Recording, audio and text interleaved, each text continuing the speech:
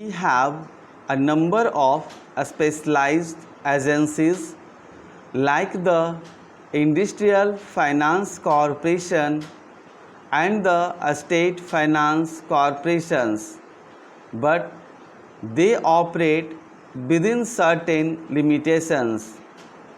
Their capital or other resources are no longer adequate in relation to the total volume of the demand for long and medium term credit. The conditions in which or the security against which they can grant loans or other assistance are also rigid.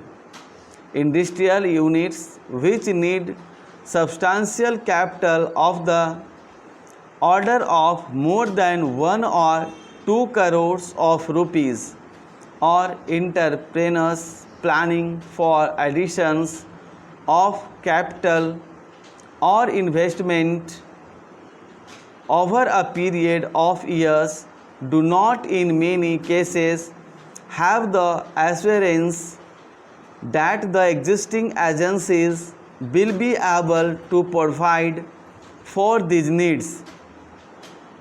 In the existing conditions in which there is an acute shortage of capital in relation to demand, new enterprises which do not have the backing of the better known managing agency houses or the assistance of foreign collaborators are particularly likely to be affected. These enterprises, although they may be deserving, often tend to be overlooked or passed over a favor of other parties.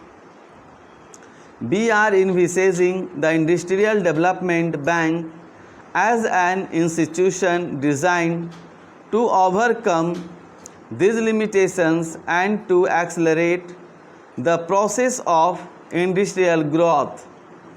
This new institution will be a wholly owned subsidiary of the Reserve Bank of India.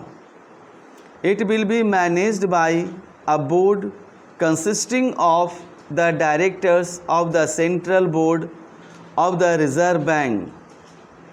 The bill provides that the governor of the Reserve Bank will be the chairman of the Industrial Development Bank and that a deputy governor in the Reserve Bank to be specially appointed for this purpose will be the vice chairman.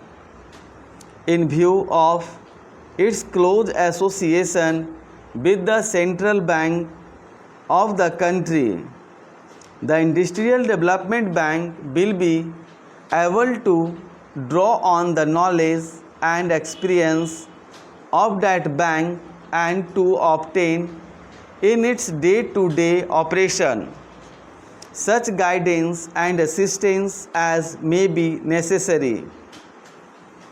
The Industrial Development Bank, as I have indicated already, will have the residual responsibility of ensuring that no deserving industrial enterprises which gets an allocation or is accorded a priority in our 5-year plans will be allowed to suffer for want of financial resources or assistance. For discharging this very onerous responsibility in an adequate manner, the Industrial Development Bank will have substantial funds of its own in the form of capital subscribed by the Reserve Bank of India. We are expecting the new institution to issue capital to the extent of rupees 100 crores.